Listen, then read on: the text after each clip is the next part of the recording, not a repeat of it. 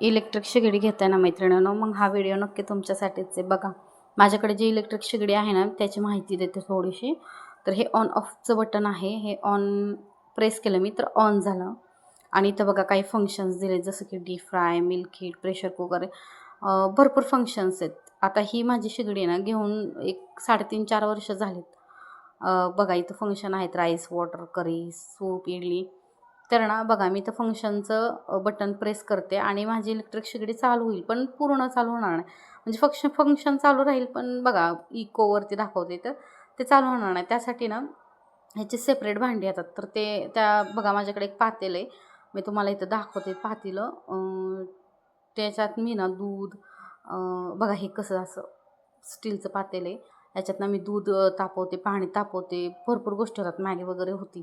आणि बघा ठेवल्यावरतीच हे फंक्शन चालू झालं आहे 160°C तर ना बघा मी इथं मिल्क हीटवरती करते आणि तुम्हाला दूध तापवून दाखवते.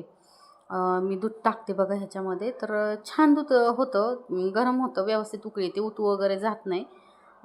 वरती जरी आलं ना तर ते लगेच असं बटन क्लिक होऊन आहे ना बंद होतं. आणि बघा माझ्याकडे ही कढई आहे. ही कढई ना मी चॉईस केली असं म्हणजे सेपरेट नाही, तर खास भांड्यासाठीच घेतलेली. ह्याच्या पाठीमागं बघू शकता तुम्ही असे खड्डे खड्डे आहेत. तर इलेक्ट्रिक शेगडीसाठी घ्यायची असेल ना तर अशीच कढई बघून घ्या. जर साधी कढई घेतली तर त्यावर चालणार नाही. ही माझी सेपरेट भांड्याची कढई आहे. तर इथं बघा मी तुम्हाला दूध तापवून दाखवले, व्यवस्थित दूध तापले. तर थँक्यू.